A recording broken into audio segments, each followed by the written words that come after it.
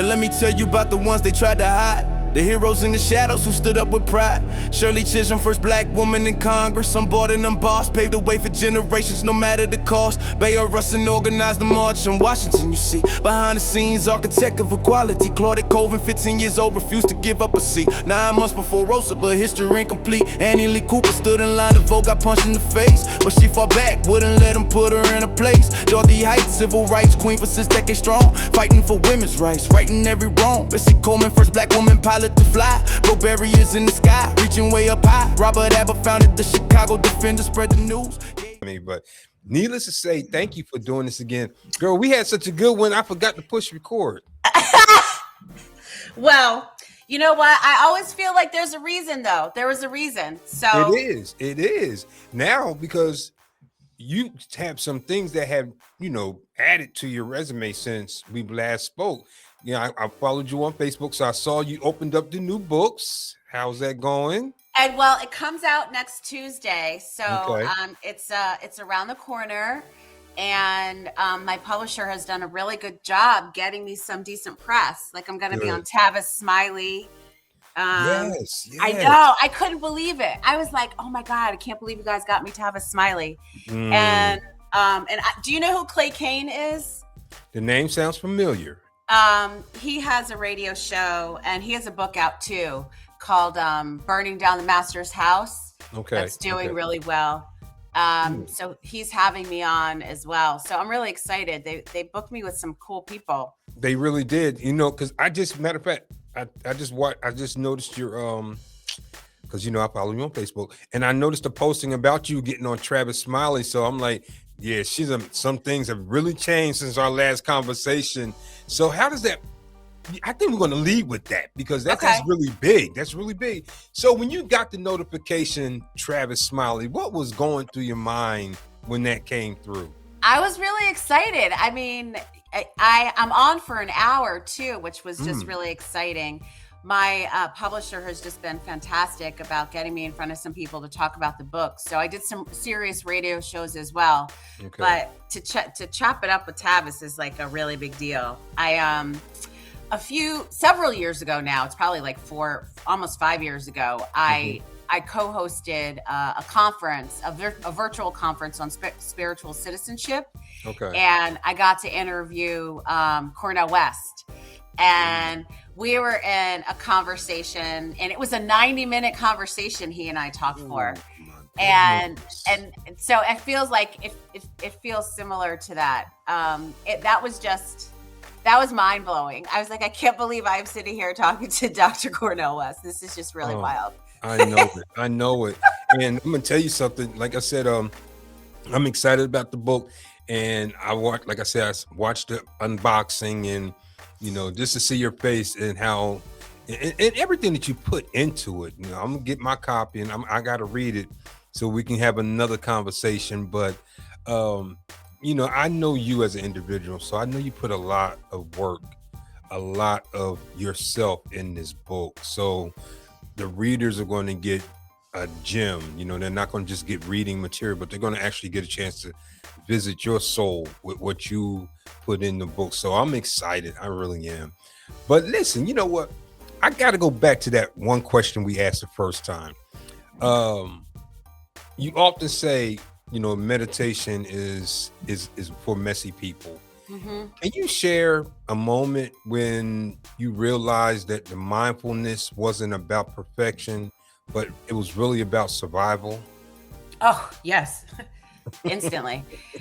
And it's a big one. Okay. I don't know if we talked about this before, but I know you and I talked sort of in the green room before that my dad died about almost 6 years ago.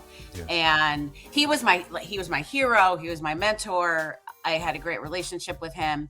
Mm-hmm. And when I got the phone call from my mother to come home, I kept saying, what's wrong? What's wrong? And she wouldn't tell me.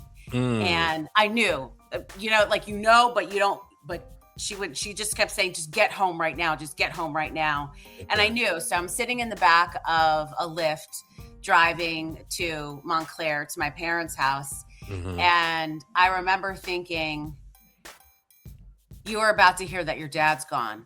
and my meditation practice dropped in, and it even surprised me because you teach Right. meditation Hmm. and you hope it works when you really need it, but Right. at that moment my mindfulness practice and the ability just to be present, even though I knew my life would forever be changed, I would never be the same, my family would never be the same. I wanted to be present with everything. I wanted to look outside at the weather and to remember this is what it's going to feel like, because you're never going to feel this again. Mm. So even though it's really hard and really painful, I don't want to forget it. Like, when we love people and they're gone, you remember the love too. So I just wanted to be mindful, and it dropped in. I wasn't trying to practice mindfulness, it just showed up. Just And showed up. so I think that's probably the biggest example. But then there's small examples. So this Mhm. morning I woke up cranky, so cranky, like so cranky. My, my. My poor partner, I snapped at her too. I had to go apologize before we just got Uh-oh. on. Uh-oh. Because I was really just with everything that's going on in the world, and I'm tired, and Mm. you know, but that moment, I took myself out for a walk with my dog and just was like, get outside, feel the sun on your face, be really present. You Yeah. don't have to fix anything, you don't have to feel better, but just let yourself acknowledge that you're feeling really cranky. Hmm. And that's another time. So it's for big moments and small moments. Well, and and it's a good thing too, because through those two examples, one being massive, the loss of your father, and then the smaller one with this morning, it shows that you can have that mindfulness moment no matter what the size of the situation is. Because most people probably think that they will only exercise mindfulness in the big things, the Hmm. big situations that come in our lives. But you just proved to us that we can practice that mindfulness even in the smallest of situations, the smallest of circumstances. So I'm glad you shared that, and thank God you shared that with us. Now listen, you transitioned from 20 years in corporate book selling to becoming a meditation teacher. I'm really curious, how did that happen? How did you make that? What what when you woke up that morning and say, okay, enough is enough? What I drove that? I quit my life. There was someone who was close to me who I Mhm. dated off and on for like a decade, and Mhm. we were kind of on an off again moment, but he got Yeah. killed overseas in Ooh. Iraq. And I didn't pretend, I sort of pushed down the grief for a Mm. couple of years. And I Mhm. did all of the things you're not supposed to do when you're grieving. You're not supposed to make really big decisions. You're not supposed to make life decisions. And I did all of it. Ooh. I took a big new job, and I got engaged. Mm. And Mhm. I did all the things you're not supposed to do. Right, And right. it all fell apart. I got fired from that big new job, Mhm. and I broke off my engagement and realized that my life was not where I wanted it to be, that I wasn't really happy in my old life. Right. And that I also realized that there was only one chance that I had in this body, that it wasn't a dress rehearsal. And I had been introduced to yoga before in the early 90s, but Mhm. I wasn't practicing regularly. But I found myself back on a yoga mat because I believe that when I found yoga, yoga really found me. Okay. And so I felt drawn back to my yoga mat, and that really changed everything for me. I just had this moment where I was like, I think I need to start all over again, which was Mm. scary because I was 40. And I Right. walked away from my prime quote unquote earning years, and decided that I was just going to try to do something different. And I remember I got in my car and drove down to my parents had a place in South Carolina, and I Okay. drove down to see my dad. And I was like, I don't know what I want to be when I grow up. And he said, Hmm. well, figure it out. Like, you're lucky. You don't have kids. You're not married. So Right. you don't have to sort of worry and figure it out. So I did, and yoga saved me. It Mm. really saved my life. It let me feel the grief that I needed to feel. It let me honestly look at myself and Right. and and say things that I didn't really want to admit, that I had been kind of mean and blocked off for a lot of different reasons. But I became lovingly accountable for myself, and I started to realize, like, I needed to be in love with me, Mm. and that's what my practice did. Wow. So basically, what it did, it caused you to look in the mirror and really do some self-examination of what was looking back at you. Hmm. And and like you said, it had to be scary. I couldn't imagine at that point, like you said, the major earning years of your life, at that point making a complete 360 transition. That took a lot of courage. So yeah, you may have been scared, but you still you showed a lot of courage in really doing what you did. So, and a lot of people are very happy about you doing that too. But I want to go. One of my favorite parts of our conversation last time was the Rikers Island experience. And listen, I don't know why that is so. I mean, because Rikers Island, even on TV, is portrayed as the absolute worst. All our shows of New York City, they talk about Rikers Island, but here it is. You, you brought Rikers Island in a brand new light to all of us because you were there not as a guard, or you were there as an individual who had who I guess what I really want to say is you were there as a person who cared about the people who were incarcerated there. Hmm. Everybody that's a prison guard and whatever their positions are at Rikers Island, they can't always say they go to work every day concerned about the life or concerned about the well-being of those who were in Rikers Island. But you were able to wake up every morning, that you were able to be at Rikers Island, and you were genuinely concerned about those people there. So, tell us a little bit about how that Rikers Island whole thing came about, and what was your experience personally and professionally when you were there. Well, I spent, and this is like what the bulk of my book, well, my book's about a couple of things, but a big part of my book is about my time as the mindfulness coach at Rikers. And I spent 6 years volunteering there, and I worked there full time for almost 5 years. Mm. So I spent over a decade going to Rikers regularly, and it's as terrible as everybody said. And I also taught in jails outside of Rikers too, Mhm. and like I taught at a place called the Manhattan Detention Complex, Okay. and Chinatown. I was volunteering teaching yoga and meditation with a nonprofit. So I would go there once a week to teach classes to folks. So that was in the men's side, and it's a terrible place. And Mm. prisons and jails are terrible places, and I don't think they should exist the way that they exist, because they hurt people, not just the people who are incarcerated, but people who work there. Mhm. Because our prison industrial complex is based off of slave catching. Anybody who's read The New Jim Crow by Michelle Alexander or seen Yeah. The 13th on Netflix, that it's rooted in harming Black and brown and indigenous folks. And I wanted to, I think I initially thought that I would be bringing mindfulness and yoga to folks who are forgotten and unseen. But Mhm. when I worked there full time, I launched a wellness program with two other incredible women, one who Okay. was an acupuncturist and one who was a wellness coach. And we were hired by New York Health and Hospitals to launch this program in the women's jail. Okay. So I worked with women and gender expansive folks, and also men who didn't feel safe inside the men's jails, who are housed in the women's facility.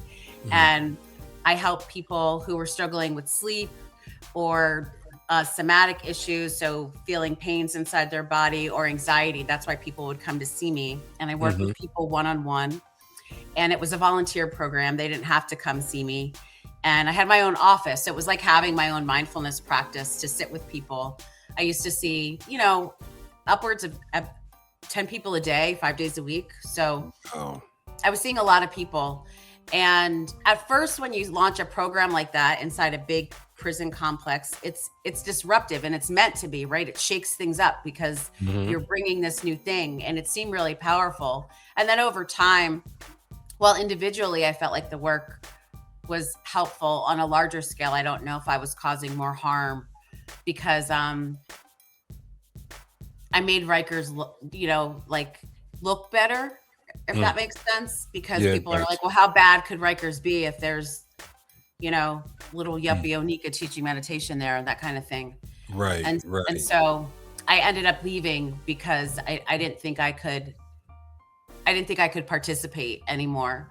But while I was there, and in the beginning, it was really good, and I'm glad that I did the work that I did. And there's an incredible person now. Her name is Bree Scullark. Actually, she used Hmm. to be on America's Next Top Model. She was just in that documentary. She has my Okay. job now, Okay. Okay. because we work together with the nonprofit. That's how we met. Mm. And so when they said, I was able to say, like, did I have suggestions about who should take the job? And she's such a gifted teacher. She's just unbelievable. So she's doing what I did. Okay. And it was hard. And not just because not everybody at Rikers is there on some miscarriage of justice. Like, let me keep it like 100, like, Hmm. and I think it's doing that work and working with officers who some I liked and some that I didn't, some who liked me, some who didn't. But that's where I realized that I didn't have to like people to love them. Mm. Wow, that's powerful. That is wow, that's powerful. And when you made the statement about uh it may have appeared that you were making Rikers seem a lot less problematic, because like little old Nika, she's sitting there teaching classes. But I don't think it's personally what I think was happening is that you were part of a transformation that was happening from the inside out.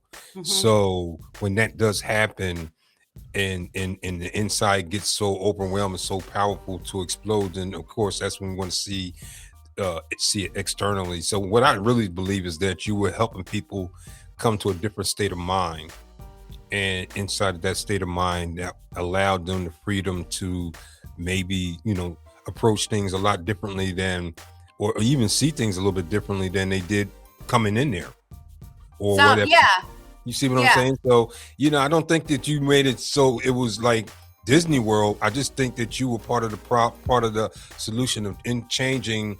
If it only changes one person at a time, that's fine, because you can only Hmm. take it one step at a time. But I think that you were causing a transformation from the inside out, which at that point, when it became really noticeable, that's when people were looking at it from the outside. So, Hmm. good job. I'm glad you did it. Now, I Thanks. want to ask you a question about the interview you did with. Now, it's called CTZN. Is that Citizen Well? Yeah, Citizen Well. Yeah, Okay. The yeah. Citizen Well interview, you said that the justice system is a reflection of society we live in. Now, how do you see mindfulness not just as a personal tool, but as an instrument for societal transformation?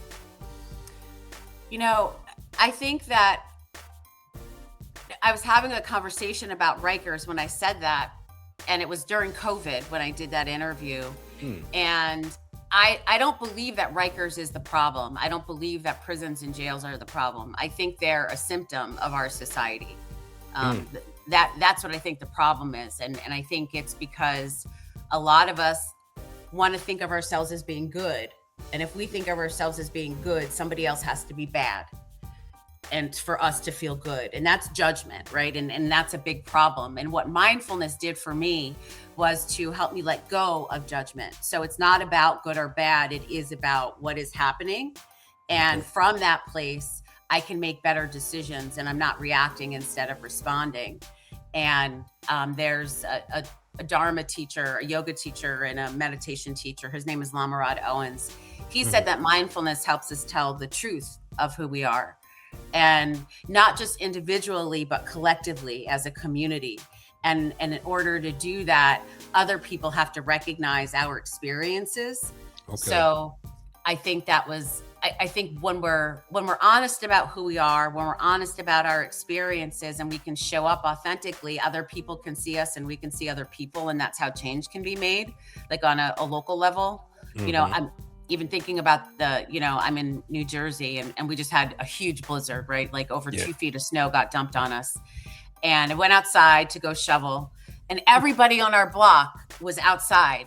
And we don't, I don't talk to all of my neighbors, but Hmm. everybody was outside talking to people, helping other people shovel, who couldn't necessarily do it themselves. And I think it's those kinds of things. When you show up and you're present, you can connect with your neighbors or people you don't really know.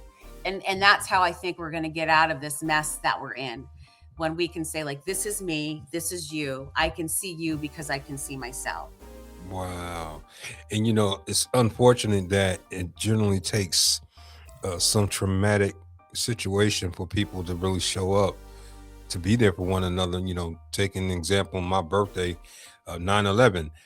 That was a period of time where no matter what was going on prior to 8 o'clock in the morning after the incident, all of America came together and we were willing to be a help to one another.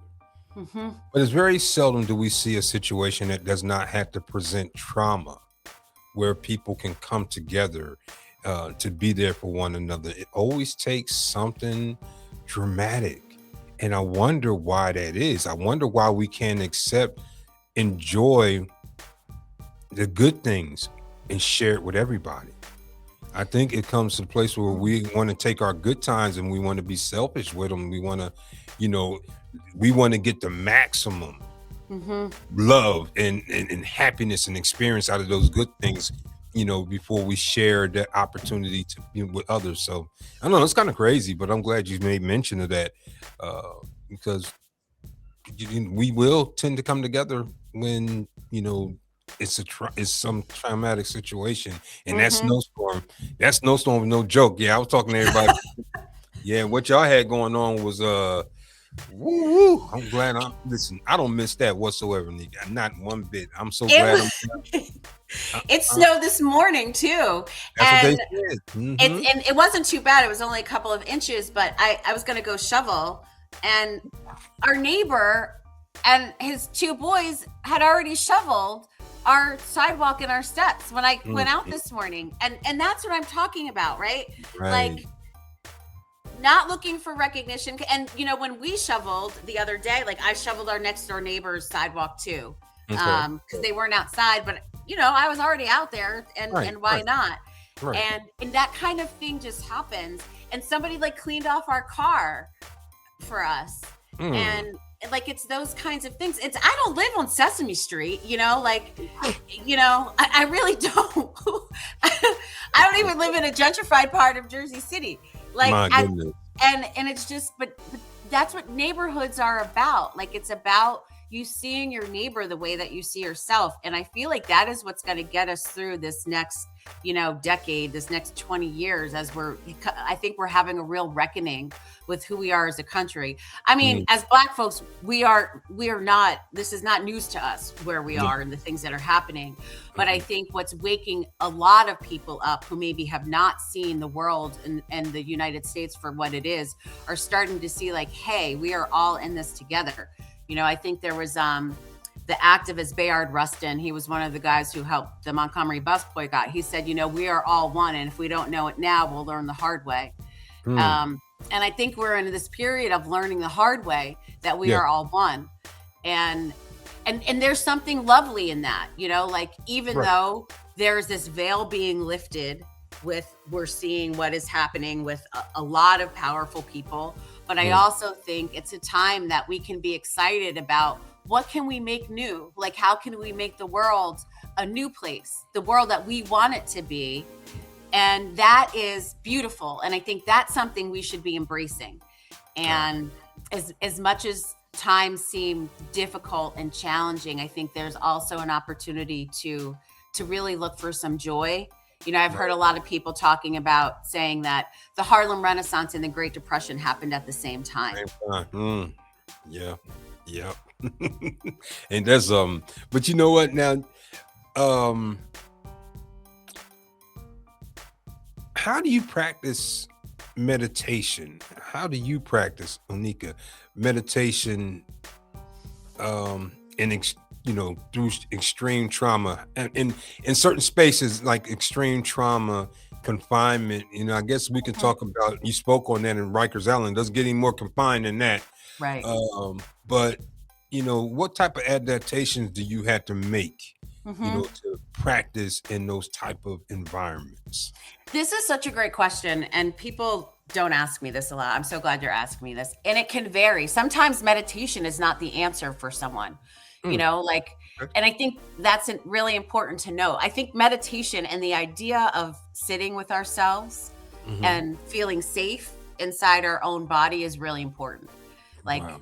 we need to feel safe inside ourselves. It's not, you hear a lot of meditation teachers and yoga teachers say like, oh, I create a safe space. Like I'm all about a safe space. I don't believe they're safe spaces. I don't. I Hmm. have been in places where it should have been the safest place in the world. I was surrounded by people who looked like me, who had my same life experience, Right. and stuff would happen and it was not safe.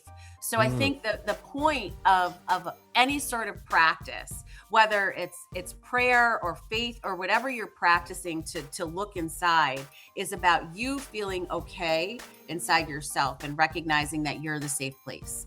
that Mm. is that is what I tried to bring to folks who sat with me at Rikers. Sometimes I would have people say like, I don't like this. Like I don't want to do this. This doesn't feel good. And I would say that's great. You know something that you don't want to do.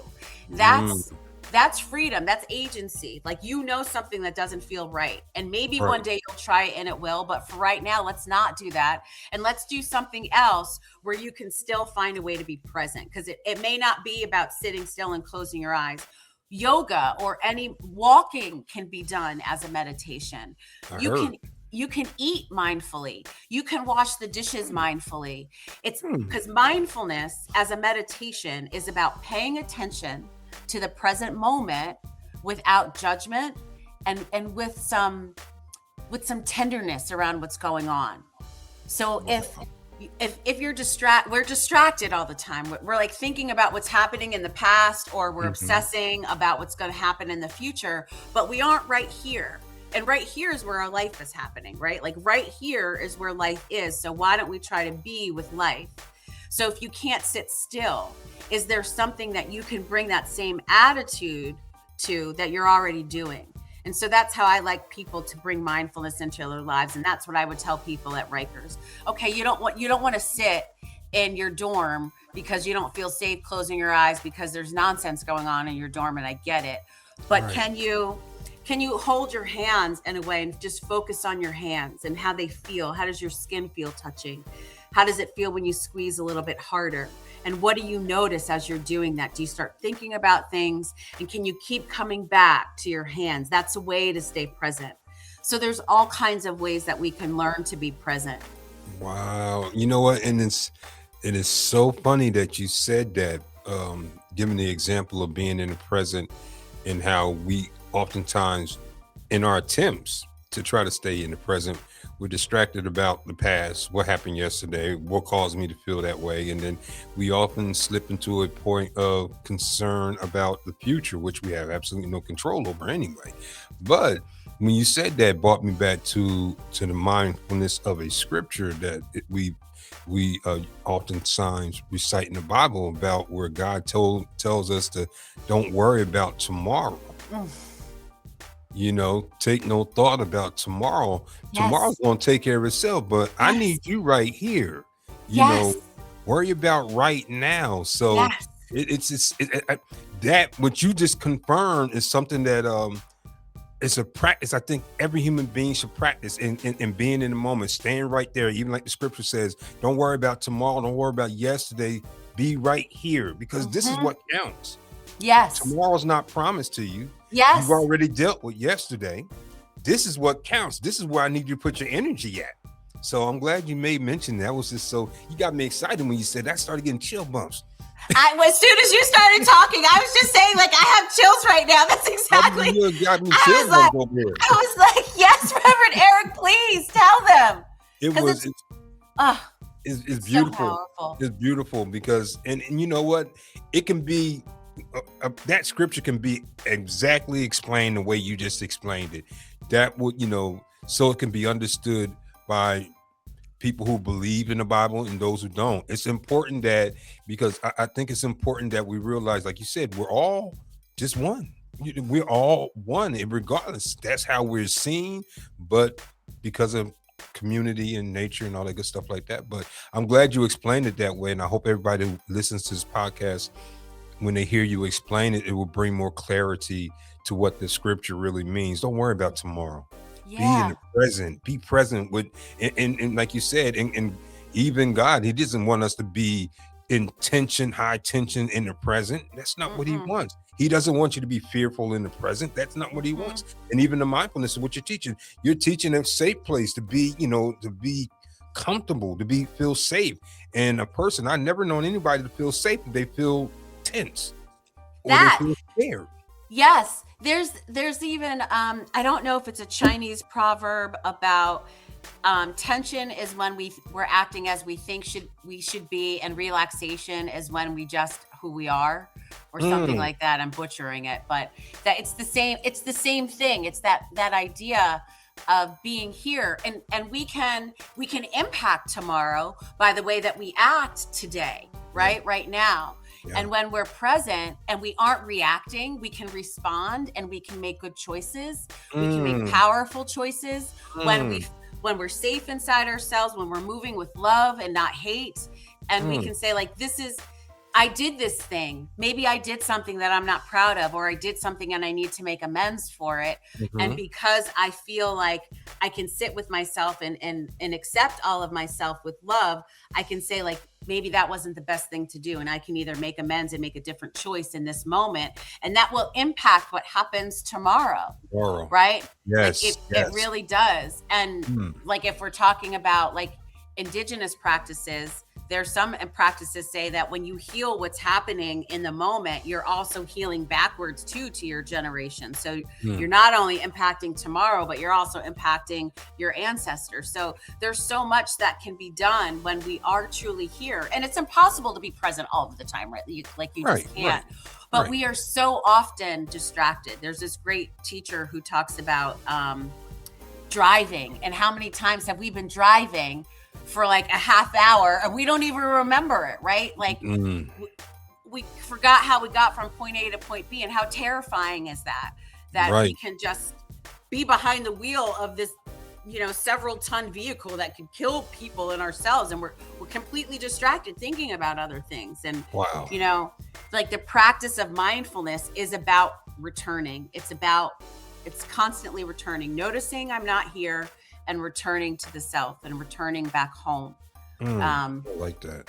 and it's a beautiful thing. Even when it's painful, we still have to come back, because you can't run from whatever's Mm, going on anyway, so you might as well be with it.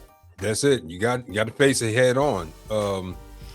Now, I often notice that you've been really vocal about the spiritual bypassing in the mainstream wellness. Um, how is the pressure to be positive can silence real pain, and how do we create as people a space to honor grief, anger, trauma without spiritualizing them away? This is I feel like this is a conversation people need to have across faiths, Hmm. across the wellness industry, particularly in yoga. I can't tell you how many yoga teachers would say, like, just choose a better thought, or be positive, Right. or there's no room for negativity, or you have to be like your highest self. And when the reality is, for people, life is happening, and groups of people who are marginalized are dealing with things, and that doesn't mean you can't have joy, but there's no need to negate or erase that. And our practices, whatever they are, should be about making space to hold all of it, right? Like, Right. I can find joy because I don't run from anything, and there's joy in that. I don't meditate to feel great. I meditate to be with whatever's going on. But the Hmm. byproduct of that is me being joyful, because I'm Right. like, this is happening. And because I can be myself completely, I am joyful. Mm, And I can rejoice in that. And I think there's real power in that. And okay. Okay. when teachers constantly tell you just to be happy, all you're doing is pushing down the negative thoughts, and they push back. What you push down pushes back Bring against back you. up. Hmm. So ultimately you're going to deal with it anyway. So Right. why not look at it? Why not confront it? And if you're loving with yourself, you can confront it in a loving way. Mm, There's liberation in that. I think there's freedom in that. okay. Yeah. Being able to face it, the results will be a lot more progressive and positive if you face it. Then, like you said, push it down, because just on basic physics, when he pushed something down, it's got to come back up. It's going to come back up. So, and when it comes back up, you're more than likely definitely not going to be prepared to deal with it. So it's going to have more of an impact on you when it comes back up, opposed to just dealing with it right then and there. So I'm glad you said that. I'm very glad you said that. But I'm looking at the wellness industry today. It has a lot of exclusion. People of color, low income communities, trauma survivors. What does accessible, justice oriented mindfulness look like in practice? It looks a couple of ways. I think it means taking these practices to places where they aren't typically, which means that we have yoga studios and meditation studios in all neighborhoods, or in libraries, or at schools, and that they're free or low cost. That'd be nice. And that we have teachers who are representative of the communities that they're serving. So it's not just, a teacher who's like tall, white, and thin in Lululemon pants teaching a yoga class, but it's people who are all shapes and sizes who are teaching yoga and all different abilities. People teaching yoga in wheelchairs, people teaching yoga, adaptable yoga, who are missing a limb. Like there's all different ways that we can be practicing, and there are great teachers out there who teach from an accessible standpoint. And I try to teach from a place where I invite people to practice with me. I'm not telling them to do certain things. I'm not forcing people to do certain things. Okay. And I think that's also another way to be accessible. I think recognizing that trauma impacts people differently too. And I don't use words like I'm going to create a safe space, because I cannot. And I make sure that when I'm teaching a class, that the class belongs to the person who's there. And I give people an opportunity to, especially with meditation, I always tell people before practice, stop whenever you want. And if you don't feel safe inside yourself, if you're practicing meditation, then don't do it. Stop the practice. Right. You shouldn't be forcing yourself to do anything. Those are all ways that I think that we can make this practice accessible. I think if we start bringing mindfulness practices and meditation practices and just compassion into different industries, that's also a way to make the practice more socially justice oriented. Yoga as a practice, I think, is justice related, because it's about being one with everything. And to be one with everything is to be one with everybody's experiences. So not just my own experience. So I have to acknowledge that people inside the room are bringing different experiences in with them. And I need to acknowledge that. Man. So basically, what I'm hearing is that one of the beauties of yoga is that it meets the people where they are. They may come to the class, so they may physically make the motion to come to the class, but when they get there, the actual practice of yoga will meet them where they are. So they don't have to come in with, and build themselves up, or come in, just come in as you are. Yes. And let's deal with who you are right now. This is what the whole point is. So that's a beautiful, I never known that about yoga. You got me want to try it. If I get these old bones to twist and move like they used to, I'm gonna try. And yoga is more than just, the physical poses that we call asana. It's just how you're breathing, how you're connecting to being just in the moment. Like it's so much. It's more than just like, I think people in the United States, when they think of yoga, they think of like Warrior One or Downward Dog or all of these things. But it's also just how I live my yoga. It's not just something I do. It's how I live. Okay. And I think that's important. That's just as important. It's the way that I connect with people. It's acknowledging when I'm a jerk, and that, I'm just out here trying to do the best that I can. Okay. Hey, I get it. It's hard to be a person. It is hard to be a person. It is. And that's part of it too. So. All right. So yoga just became your lifestyle. That's what it is. It's your lifestyle. It's when people look at you, they're going to see they're going to see your yoga. They're going to see your lifestyle, which I like that. Seriously, and all of it, the messy stuff too. Not like, I'm not some yoga teacher who's telling you that she's got it all figured out. Like, you will read my book and know that I do not have it all figured out.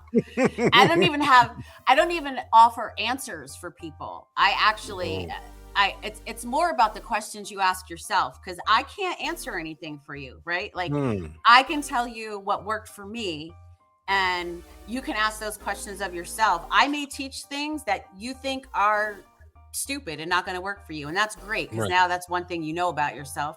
And there may be things that are going to work for you. But Hmm. I think it's about asking the questions about how we can cause the least amount of harm in the world is Wow. what I'm trying to do as a teacher, because I teach what I need to learn.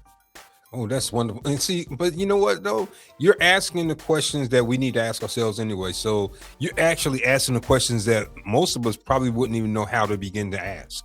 So the fact that they'll be able to read your book and take that mirror and reflect it upon themselves is a blessing. You know, all of Hmm. this, the good, the bad, the ups and the Yep. downs, our messy days, our good days, all of Yes. it, like you said, if it is presented right and handled the proper way, it's always going to be a teaching. Number one, Hmm. you will always learn something from it. So if it's a Yep. teaching moment, you cannot go wrong. And Yep. two, you know, it feels, I don't know if anybody knows, but it really does feel good when you realize that you're wrong and you're willing to correct that wrong. That's a good feeling, you know, because Isn't a it? lot of narcissists out there don't believe that they're wrong, knowing they wrong. Yes. And they don't Yes. want to deal with it, and they don't care who they hurt in the long run in the process. So, in order to realize that you're wrong and say, you know what, I got to get that right, that's a good Hmm. feeling. That is joy. You're right. That's joy. That is joy Yes. because you're not. People do not accept the fact that they are accountable for everything that they do. Their accountability is zero. So, you Hmm. know, when you, hey, I'm wrong, you know, I got to get that right. That's a happy feeling because now you got a game plan that's going to impact your future. But I'm still going to remain in the moment now. I'm remaining in the moment. In the moment, we're going to try to figure out how we're going to make this right. But Yes. when the plan comes into fruition, you know, that's what's going to impact the future. So that's a good thing. I like that. I really like Yeah. that. All right. You don't happen Yeah. to have a copy of your book on you right now, do you? Of course I do. Okay, well, listen, we're gonna let that book sit with me. That is the book we've been talking about here for the last God knows how long, and it comes out next week, right? Onika, Yep. what March day? 3rd. March March 3rd. 3rd. March 3rd, the book will be available. Please listen, everybody, copy your copy of the book. Is a good friend of mine. You know, we came up when we were knee highs to I ducks, stuff like know. that. But I'm so proud of her where she, you know, where God has brought her from, and she has to go through so many tragedies. And I'm sure, you know, we don't have all the time to really let her tell her story, but she has come a very long way. And not just myself, but the state of New Jersey, those who at Rikers Island that have been affected by your life and your work, your family, you know, we're just all thankful that you hung in there and that you're still doing what you're doing. So everybody get that book. Bring it up one more time, Onika. Sit with me. Sit with Sit with me. me by my friend Onika Mays, and make sure y'all get it. I'm gonna get mine. Matter of fact, send me the information so when I put this out, we're gonna put it up there so everybody can get the information. If there's a website where they can go on and log Yes. on and get it. But we want to make sure that everybody get your copy of that book. It's a game changer and a life changer, and I want everybody to be privileged to hear her this story and wonderful questions that she's gonna make us ask ourselves. So don't get scared. Don't get You're scared. amazing. Don't get scared. It ain't for the weak-hearted. Don't get scared. But listen, I'm serious, but I'm in a joking manner. The language of self-care, when you look at that, it's often co-opted as a luxury Mm. or the privilege, self-care. Woohoo. How often do you reclaim self-care as a radical act of resistance and survival for the marginalized communities? I think everything that we have been doing to Mhm. be here is an act of self care. The fact that our ancestors survived and made it, and those who didn't, that you and I can even be having this conversation Right. right now with each other is an act of self care, a radical act of self care. And it's not about like Wind Down Wednesday or bubble baths, although those are all great, right? Mhm. They are. But I think there are things that we do as a community that are acts of self-care, whether it's just hanging out, whether it's having a conversation like this is an act of self-care for me, to be able to connect to somebody that I grew up with and reconnect and talk. Like, that is an act of self-care. I get to remember where I'm from, and we get to talk to each other. That is healing. And I think that we have to start to remember that we take care of ourselves more than we remember. Hmm. And going to the barber shop, going to a salon to get your hair done, hanging out with your friends, all of those Right. things, when we gather together, that's self-care. When you watch a movie and you're just relaxing and you let out a big laugh, that Hmm. is an act of self-care. Or if you're somebody who loves cooking and you put your love into your cooking, that is an act of self-care. So it's reclaiming things that we do, a barbecue, a party, that is an act of community and self-care. and Wow. and I think we need to remember that our ancestors, they were doing this, right? Like, they Right. were doing things to take care of themselves so we could be here. That's right. And and they don't have to be repackaged and sold back to us as a retreat, or as some sort of product. And Okay. it doesn't cost anything to take care of yourself. It really Wow. doesn't. You don't have to go to a yoga class. You don't have to pay to go to a meditation class. You can take a Hmm. walk outside. You can sit in your yard. You can take a deep breath in and out, and remember that is a radical act of self-care, especially in a world that is trying to annihilate us, or to take us down a peg, or won't apologize to, like, Delroy Lindo and Michael B. Jordan. But that's a whole nother conversation. Like, Ah, when we have to stand up and constantly take things, but we can rally the way that everybody rallied around Delroy and Michael, to show them love and show that self-care, right? Like, that is mm, when we take care of each other, we're also taking care of ourselves. right. I'm so glad you made that mention because, again, I'm sure I'm not the only one, but my idea of self care was just like you earlier stated. With the spa time and the manicure, the mask, and the cucumbers on the eyes. Self care. But you gave a great example of other things that are also self care in a more communal aspect, but it's still self care. So I think that's important. That's a whole nother conversation that we're probably going to have in the future. Hmm. That you can take us through self care. It's almost like going in the kitchen and using the ingredients that you had to make the best meal that you can, Yes. instead of going No. out buying stuff. Use what y- you have. Okay. yes. You can put apples and cinnamon and all of these things into a pot with some water, and Hmm. boil it, and make your house smell really lovely. You don't have to buy some aromatherapy oils. There's things that we can do, and the act of doing that can just be really nice. Right. Or cooking, or saying no to something that you really don't want to do because you don't have the time to. That is an act of self-care. you Yeah, know it is.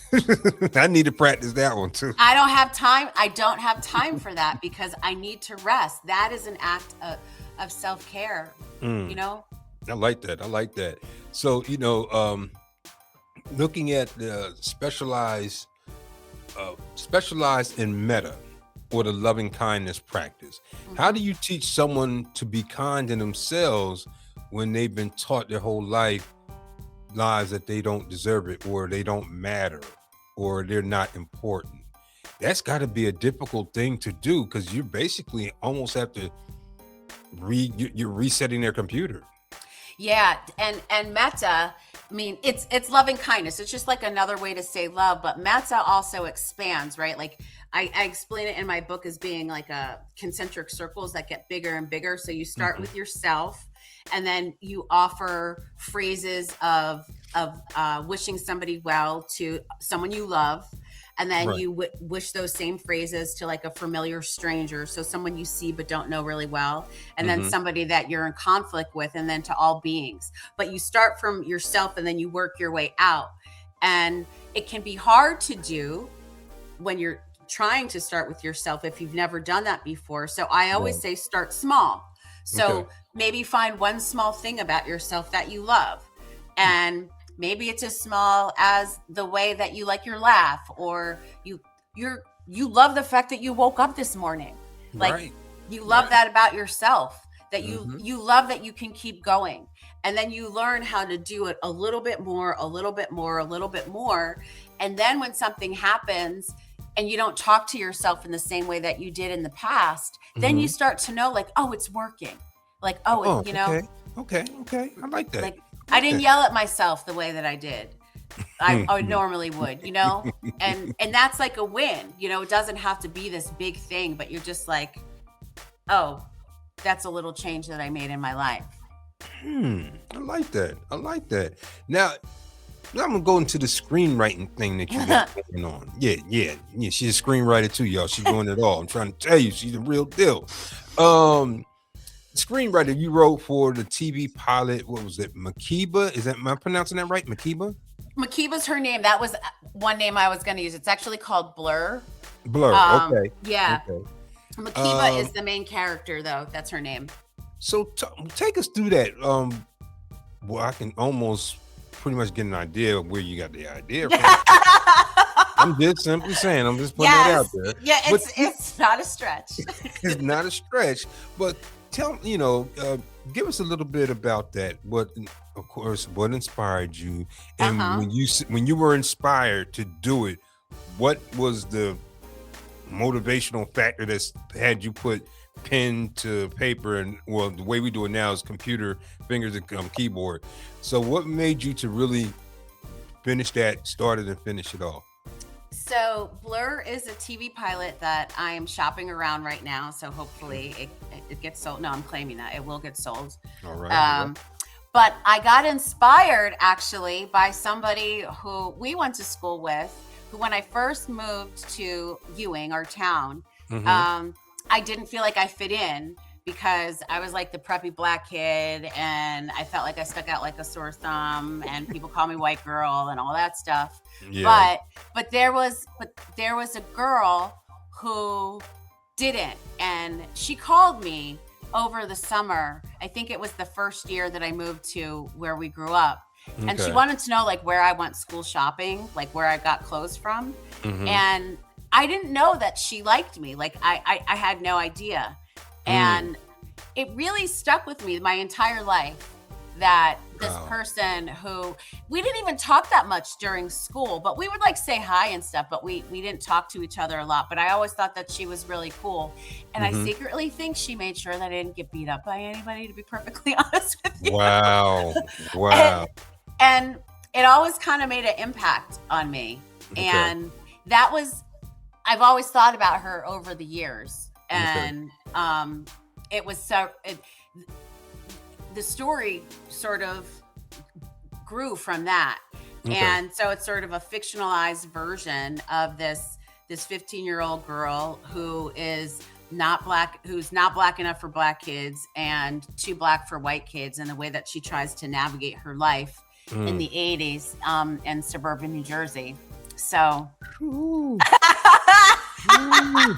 it's so funny to be able to talk to you about it because, you know, it's a fictionalized version of our town.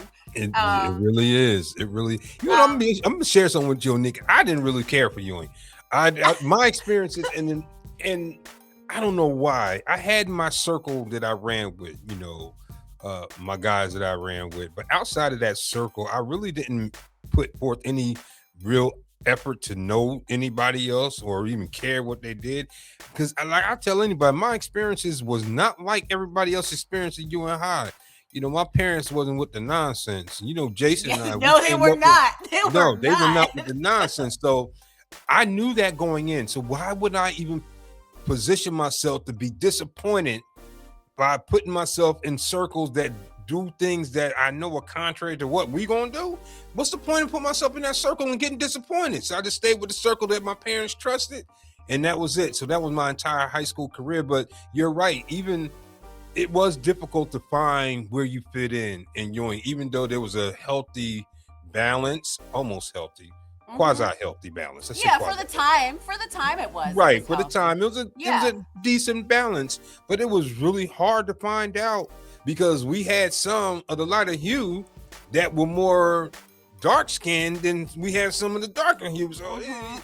you didn't know where to fit in. You just like landed on the ground and said, okay, wherever I stick at, that's where I'm gonna hang out. But it Mhm. was not easy unless you grew up in Ewing from Antal to Fisher. Yes. Then you knew where you belonged. But if you came in like we did, coming straight in off the block, no, we had to try to figure. By the time we figured out where we belonged, we were graduating. Yep. It was over with. Then I'm like, I don't care. Now I'm here.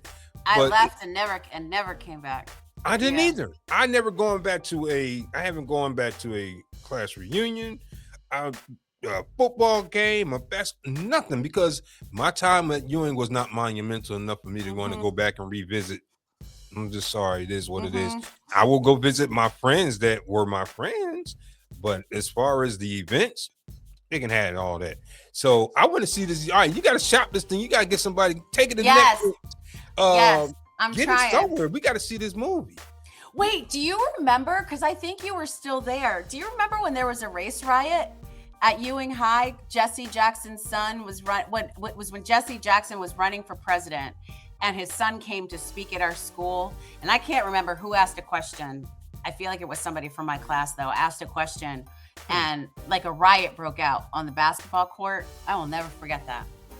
I wasn't there for that particular Okay. riot, but I was there for the well, I wouldn't really call it a riot. It was more or less of a school state championship basketball game up in Rutgers when we fought against, I think it was Jersey City. Yeah. I remember that riot. Boy, that was I something heard else. about that. I heard about that. That wasn't no joke right there, boy. That was not for the weak-hearted. We went up there and beat them boys. I heard and about that. They trapped us in there, had Oh. all the entrances covered. Boy, it was terrible. But that's Ooh. the only riot that I experienced, and I hate to say it, but that's almost like a high point in my whole high school career.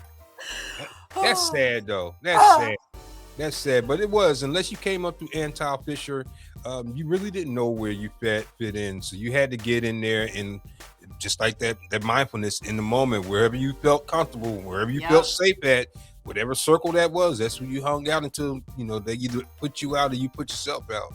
Yeah. But I can't wait for Sit With Me. Sit With Me is, the book.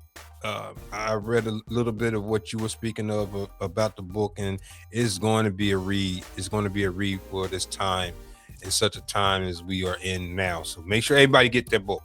Everybody get it. Serious. Don't play with me. I'm only kidding. Listen, any final messages? Finally, the message, the one that I really want, the question I wanted to ask is more or less about the radical inclusion. That meditation is for everyone, especially those who have been left behind. Yeah. If our listeners take only one thing from this conversation that we had today, what do you think it should be? That you don't have to like every part of yourself to love yourself. And you don't have to like people to love them. I think that's the big thing I want people to remember. Well, you just summed up a sermon right there. Love thy neighbor as you love thyself. You have to be able to. You're right. We don't have to like somebody to love them. Mm-mm. We don't, and it's freeing when you don't. When you realize, like, I don't even have to like you to love you. It makes your life a lot easier, to be honest with you. Oh, God does it. It's like forgiveness. Forgive. Free yourself. Who you thinking you're hurting? When you don't forgive, you're hurting yourself. Don't even get me started. I'm actually doing a whole retreat on forgiveness because people think it's weak. People think forgiveness is weak, and they don't realize it's such a powerful tool of freedom. When you can unhook yourself from the energy of something that hurt you, you're like, I'm not connected with that anymore. Like, That's right. That's right. Because I've had my times in the past where I allowed people to live rent free in my head for a long time. I mean, they had room and board for a long time until I started putting eviction notices on the doors, because it's just not worth it. Because with all of that brings the physical elements of stress and high blood pressure, and all those things are slowly killing you. Or speeding up your demise anyway. So there's so much that belongs with that. So you're right. I love that. You don't have to love somebody. You don't have to love them. I'd say that again because I'm messing up.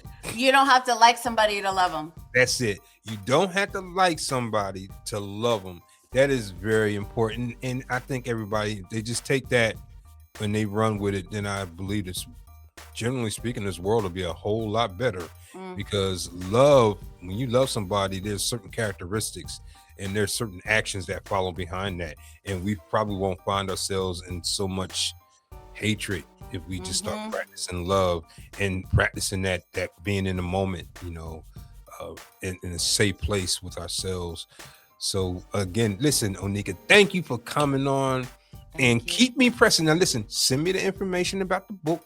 So we can make sure that we get all that information out there to the people because I don't want no excuses why nobody got this book. No, she laughing, I'm not laughing. She laughing, I'm not laughing. I'm gonna have everything out there so you can get the book and get the book.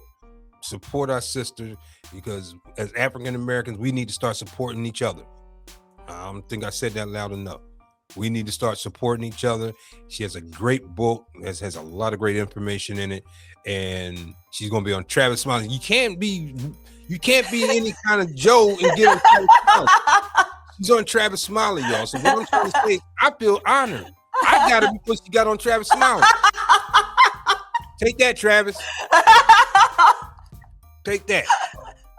Listen, thank you for coming on the show, Nika. And I can't wait till the book comes out. And I messed up the first time I didn't record, but I made sure we're recording now. We looking good over here in the corner. You take care of yourself and keep me posted. I will. This is Onika Mays, ladies and gentlemen. The phenomenal meditation, mindfulness, yoga, corporate America. This my friend Onika Mays. Thanks, Onika, for coming on today. Thank you. It's been so much fun.